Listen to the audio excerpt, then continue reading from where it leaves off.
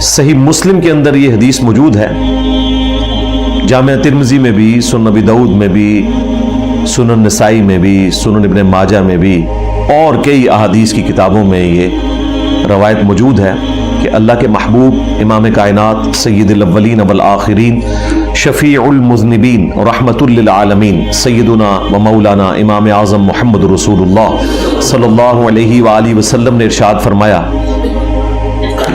جو کوئی رمضان مبارک کے مہینے کے روزے رکھے اور اس کے بعد شوال کے 6 روزے رکھ لے تو گویا کہ وہ ایسا ہے کہ جو ہمیشہ روزے رکھنے والا ہے. یعنی یہ 6 روزے رکھنے سے رمضان کے ساتھ ایڈ کر کے ہمیشہ کے روزوں کا ثواب اس کے نامہ اعمال میں ہے، یعنی پورے سال کے روزوں کا ثواب، اور اگر ہر سال آپ رکھیں گے تو پوری زندگی کے روزے. یہ بڑا آسان پیکیج ہے. ویسے تو ایک الگ سے حدیث ہے بخاری مسلم میں، نبی الاسلام نے فرمایا کہ جو شخص ہر مہینے میں 3 روزے رکھ لے تو وہ ایسا ہے گویا کہ ہمیشہ روزے رکھنے والا ہے. اب اس کیس میں تو آپ کو آلموسٹ 36 روزے رکھنے پڑیں گے.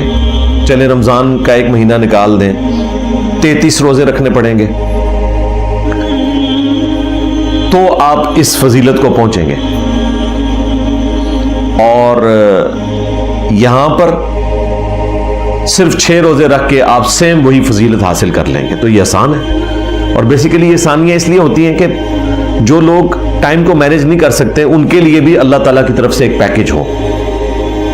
جس طرح صحیح مسلم میں حدیث ہے، ہماری ماں ام المؤمنین سیدہ جویریہ سلام اللہ علیہا مصلی پر بیٹھی ہوئی تھی، فجر کی نماز پڑھی، اس کے بعد وہ ذکر کرتی رہیں حتیٰ کہ نبی الاسلام سورج بلند ہونے کے بعد اشراق پڑھنے کے بعد مسجد سے واپس تشریف لائے، اور آپ نے ان سے فرمایا کہ تم صبح سے ابھی تک مصلی پہ بیٹھی ہوئی عبادت کر رہی ہو، اور میں نے گھر میں انٹر ہونے کے بعد 4 کلمات صرف 3 دفعہ پڑھے ہیں اور مجھے تم سے زیادہ ثواب مل گیا.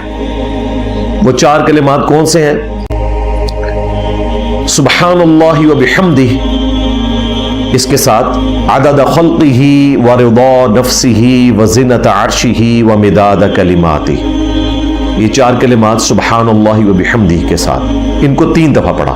سبحان اللہ و بحمدہ عدد خلقہ و رضا نفسہ و زنۃ عرشہ و مداد کلماتہ.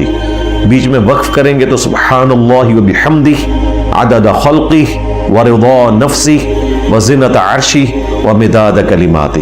یہ ہم نے صبح شام کے اذکار والے اپنے بلو کارڈ کے اوپر بھی وظیفہ لکھا ہوا ہے صحیح مسلم کے ریفرنس سے. کہاں تہجد سے لے کر اشراق تک مصلی پر بیٹھنا، اور کہاں صرف یہ 4 کلمات 3 دفعہ پڑھنا اور اس سے زیادہ ثواب. تو یہ پیکج اللہ کی رحمت کا ظہور ہے اس امت کے لیے کہ جو لوگ ٹائم کو زیادہ مینج نہیں کر سکتے یا ان کے پاس زیادہ ٹائم اویلیبل نہیں، تو وہ مختصر وظائف کر کے وہ فضیلت حاصل کر سکتے ہیں. بالکل اس طریقے پر یہ 6 روزے شوال کے گویا کہ پورے سال کے روزے، اور اگر آپ ہمیشہ رکھیں تو پوری زندگی کے روزوں کا ثواب. اس کی ایکسپلینیشن نبی الاسلام نے پھر خود فرمائی کہ یہ 6 روزے رمضان کے ساتھ ایڈ ہو کر پورے سال کے روزے کیسے بن جاتے ہیں. وہ حدیث سنن ابن ماجہ میں موجود ہے، سنن دارمی میں موجود ہے،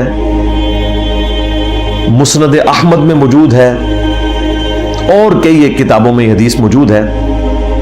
نبی الاسلام نے فرمایا کہ جس نے رمضان کے پورے مہینے کے روزے رکھے تو اللہ تعالیٰ کے نزدیک ایک نیکی کا اجر 10 کے برابر ہے. تو 30 روزے رکھے تو کتنے روزوں کا ثواب ملا؟ 300 روزوں کا. اور پھر نبی الاسلام نے فرمایا کہ اس کے بعد جب تم شوال کے 6 روزے رکھو گے تو وہ بھی 10 گنا بڑھا دیے جائیں گے. وہ کتنے ہو گئے؟ 60. تو 300 میں 60 جمع کریں تو ٹوٹل کتنے بنے؟ 360. اور جو لیونر ایئر ہے وہ 355 دن کا ہوتا ہے، جو چاند کا سال ہے. تو اس اعتبار سے یہ پورے سال کے روزوں کا ثواب بن جائے گا۔ پھر نبی علیہ السلام نے اپنی بات کی دلیل پر سورۃ الانعام کی وہ مشہور آیت تلاوت کی، من جاء بالحسنہ، جو کوئی ایک نیکی اللہ کے حضور لے کر آیا قیامت کے دن، فَلَهُ عَشْرُ أَمْثَالِهَا، تو اس کے لیے وہ نیکی 10 کے برابر ہوگی۔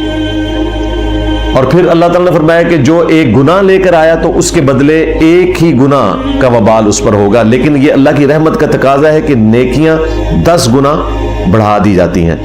تو رمضان کے 30 روزے 300 روزوں کے برابر، شوال کے 6 روزے 60 روزوں کے برابر، ٹوٹل بنے یہ 360، اور لیونر ایئر آپ کو پتا ہے 355 دن کا ہوتا ہے، گویا کہ یہ پورے سال کے روزوں کا ثواب ہے۔ یہ پوری میتھمیٹیکل کیلکولیشن نبی علیہ السلام نے کر کے بتائی کہ یوں یہ سال کے روزے بن جاتے ہیں جو کوئی شوال کے 6 روزے رکھ لے۔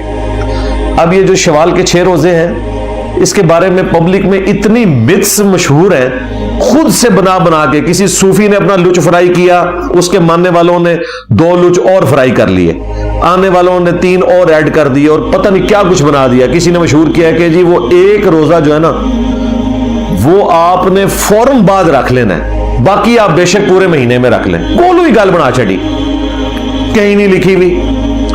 اس وجہ سے لوگ کہتے ہیں جی عید سے اگلے دن لازماً آپ نے روزہ رکھنا ہے، ادروائز یہ آپ کی فضیلت ختم ہو جائے گی۔ بالکل کہانی ہے جی، کوئی ایسی بات قرآن و سنت میں رپورٹ نہیں ہوئی۔ دوسرا،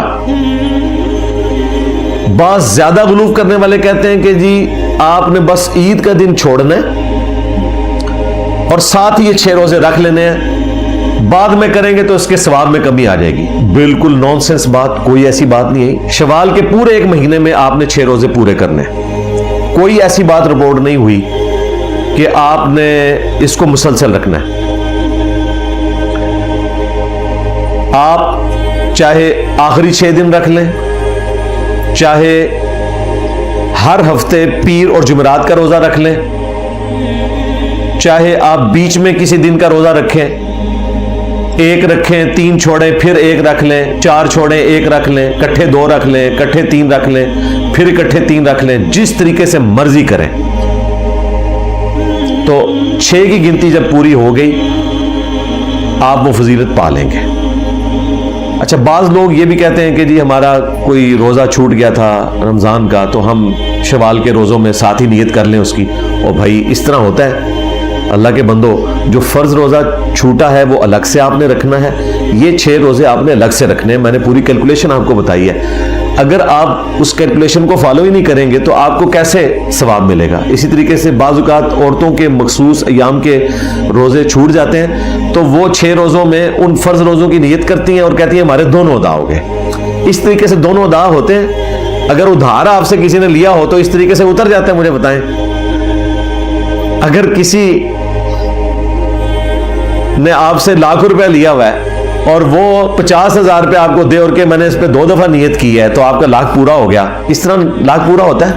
وہ فرض روزے الگ سے ہیں، یہ نفلی روزے الگ سے ہیں۔ لیکن یہ جو پبلک میں مشہور ہے نا، یہ کوئی عوام نے خود سے مت نہیں بنائی، یہ بھی بزرگ بابوں نے لکھا ہوا ہے۔ یہ باپا جانی ہمارے ایکس مرشد وہ بھی یہی بتایا کرتے تھے کہ جی آپ نیت کر لیں تو آپ کے پرانے وہ قضا والے بھی ادا ہو جائیں گے اور اس کا بھی ثواب مل جائے گا۔ ایسا بالکل نہیں ہوتا، ایسا تو نہیں ہوتا بھائی، بالکل ایسا نہیں ہوتا، یہ الگ سے آپ کو رکھنے ہوں گے۔ بہرحال وہ جو روزے ہیں جو آپ کے چھوٹ گئے ہیں وہ پورے سال میں آپ کسی بھی وقت رکھ سکتے ہیں۔ رمضان کے اگر مسافر سے، مریض سے یا کسی عورت سے چھوٹے ہیں، بلکہ مسلم شریف میں تو حدیث ہے، سیدہ عائشہ سلام اللہ علیہا کہتی ہیں کہ میں تو اپنے رمضان کے چھوٹے ہوئے روزے اگلے رمضان سے جسٹ پہلے جو مہینہ آتا ہے شعبان کا، اس میں رکھا کرتی تھی تاکہ نبی علیہ السلام سے اجازت لینے کی ضرورت نہ پڑے، کیونکہ شعبان کے مہینے میں نبی علیہ السلام مسلسل روزے رکھا کرتے تھے۔